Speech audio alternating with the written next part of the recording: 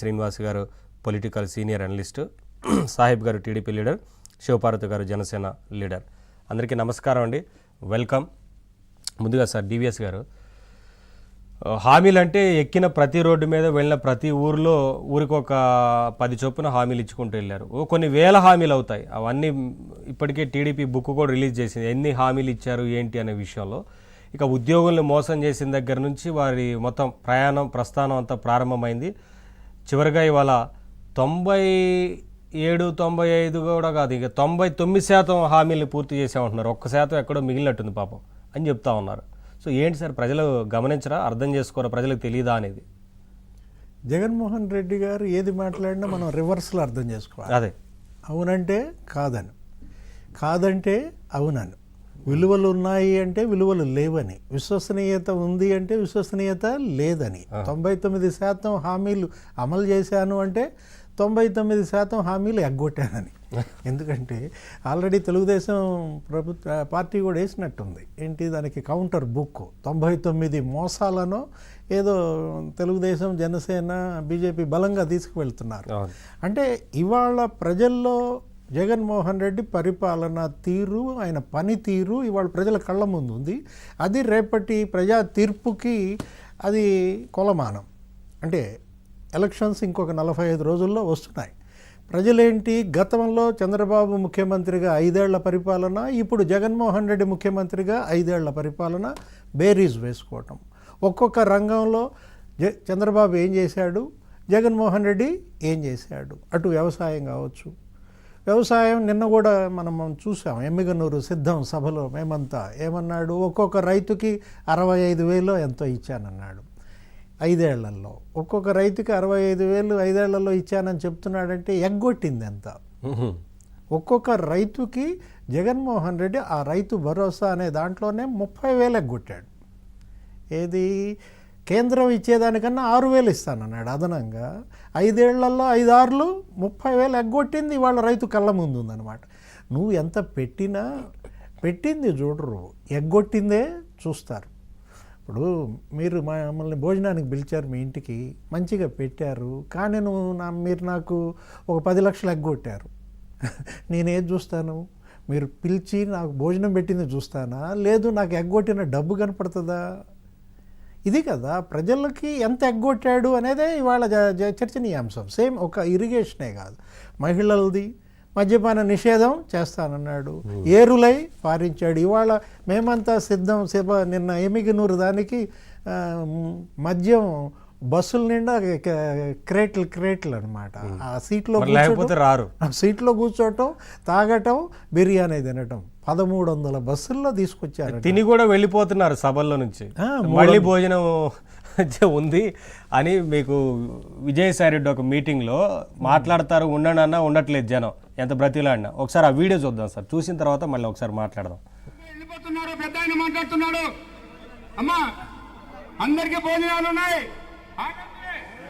ఆగండి ఆగండి, చెప్పిన దానికైనా ఆగండి, ఎనికి రండి రండి ఎనికి రండి, ఒక్కసారి ఇటు చూడండి. మీరు వెళ్ళిపోయే వాళ్ళు మాకు లోపడుతున్నారు, మీరు పోవద్దు. మన పెద్దల గౌరవ పెద్ద విజయసాయి రెడ్డి గారు మహిళలంతా వెళ్ళిపోతున్నారు, పెద్ద ఆయన మాట్లాడుతున్నాడు. అమ్మా అందరికీ భోజనాలు ఉన్నాయి, ఆగండి ఆగండి, చెప్పిన దానికైనా ఆగండి, ఎనికి రండి రండి ఎనికి రండి, ఒక్కసారి ఇటు చూడండి. మీరు వెళ్ళిపోయే వాళ్ళు మాకు లోపడుతున్నారు, మీరు పోవద్దు.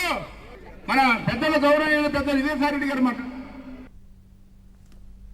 సార్, అది చూశారు కదా, పెద్దలు మాట్లాడతారని చెప్పిన ఈ పెద్ద ఆయన పరిస్థితి, ఈయన పరిస్థితి ఇది.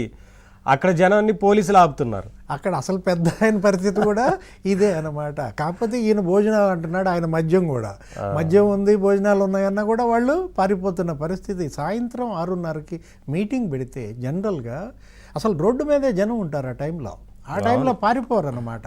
అయినా కూడా పారిపోతున్నారంటే ఎంత వెగటేసింది ఈ పరిపాలన.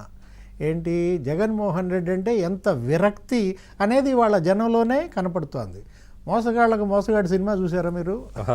మోసగాళ్ళకు మోసగాడు అనేది కృష్ణ, అదొక బాండ్ మూవీ, ఒక సెన్సేషన్ అన్నమాట. అది మెకన్నాస్ గోల్డ్ ఇంగ్లీష్ మూవీకి తెలుగు. దాంట్లో నాగభూషణం ఉంటాడు. ఏది అసలు అతను నోరు తెరిస్తే అబద్ధాలు, అసలు ఒక్కటి కూడా ఉండదన్నమాట, అబద్ధాల మీద అబద్ధాలు. దాన్ని మించిపోయాడు జగన్మోహన్ రెడ్డి. ఏది లోకేష్ బాబు కూడా అన్నాడు, ఇతనికి ఏదో మైథో మేనియా జబ్బు ఏదో ఉంది, నోరు తెరిస్తే అబద్ధాలంటూ ఆ జబ్బు యొక్క సిమ్టమ్స్ కూడా చెప్పాడు. జగన్మోహన్ రెడ్డి అబద్ధాల పట్ల ఇవాళ ప్రజల్లో తీవ్ర వ్యతిరేకత అన్నమాట. ఇంకా జగన్ తత్వం జనానికి అర్థమైపోయింది. అదే ఈ విముఖత, ఈ విరక్తి అన్నమాట. ఇప్పుడు చంద్రబాబు పరిపాలన, యువత అప్పట్లో ఏ విధంగా ఉపాధి పొందారు, ఇప్పుడు యువతలో ఏ విధంగా అశాంతి పెరిగింది. పరిశ్రమలు, పెట్టుబడులు, అప్పట్లో చంద్రబాబు హయాంలో పెట్టుబడుల గమ్యస్థానంగా ఆంధ్రప్రదేశ్ మారింది. విదేశీ ప్రత్యక్ష పెట్టుబడుల్లో ఫస్ట్ ప్లేస్, సెకండ్ ప్లేస్ ఉందన్నమాట. కియా, అతిపెద్ద ఎఫ్డిఐ మనం చూసాం. కరువు సీమలో కార్లు ఎలా పరిగెత్తాయో, ఎంతమందికి అక్కడ ఉపాధి వచ్చిందో, పెనుగొండలో భూమి విలువ పెరిగిపోయింది. ఒక్క ఫ్యాక్టరీ వస్తే సంపద సృష్టి అంటే అది మ్యాజిక్ ఏం కాదు, ఇలా సంపద సృష్టించబడుతుంది. అక్కడ ఓ ఫ్యాక్టరీ వస్తుంది, అక్కడ పెట్టుబడులు పెడతారు, ఉపాధి పెరుగుద్ది, భూమి విలువ పెరుగుతుంది. ఇలా సంపద సృష్టి మనం చంద్రబాబు హయాంలో చూస్తే, ఇప్పుడు జగన్మోహన్ రెడ్డి హయాంలో రొయ్యలు, చేపలు షాపులు పెట్టాడు. ఉపాధి కోసం వలసలు పెరిగిపోయాయి. నిరుద్యోగం 10% అదనంగా పెరిగింది.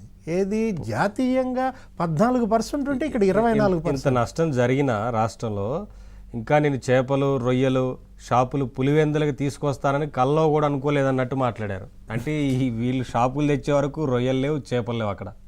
దురదృష్టం. ఎందుకంటే 5,000 రూపాయలకి వాలంటీర్లతో పనిచేయించుకుంటున్నాడు. 2.5 లక్షల మంది యువత, వాళ్ళ యొక్క ఎనర్జీస్ 5,000 రూపాయలకి వేస్ట్ అయిపోతున్నాయి. వాళ్ళు అదే కనుక వాళ్ళు చదువుకున్నటువంటి చదువులకు చక్కగా కనుక మంచి ఉద్యోగం తెచ్చుకున్నట్లయితే, ఒక పరిశ్రమలో ఉద్యోగం తెచ్చుకున్నట్లయితే, ఈ 2.5 లక్షల మంది వాలంటీర్లు వాళ్ళ తల్లిదండ్రులకు, వాళ్ళ కుటుంబాలకు ఎంత ఆలంబనగా, ఎంత వెన్నుదన్నుగా ఉండేవాళ్ళు. అదే ఇప్పుడు మాజీ ముఖ్యమంత్రి కూడా చెప్తోంది, ఈ వాలంటీర్లలో కూడా తను మంచి ఉద్యోగాలు కల్పిస్తానని, పెట్టుబడులు తెస్తానని, పరిశ్రమలు తెస్తానని, ఈ వాలంటీర్లకు ఉజ్వల భవిష్యత్తు కూడా నేను ఇస్తాను, మీరు మాత్రం మీ విధులకు మీరు పొరపాటును కూడా మీరు టిల్ట్ అవ్వద్దు, వైసీపీ వైపు మొగ్గు చూపి రేపటి ఎన్నికల్లో గనక మీరు పొరపాటును గనక చేసినట్లయితే మీ పతనం మీరే తెచ్చుకుంటున్నారు అని కూడా హెచ్చరిస్తున్నారు. అవును, వింటున్నాం మనం. ఆ భరోసా కూడా వారికి కూడా ఇస్తున్నారు. సరే సాహెబ్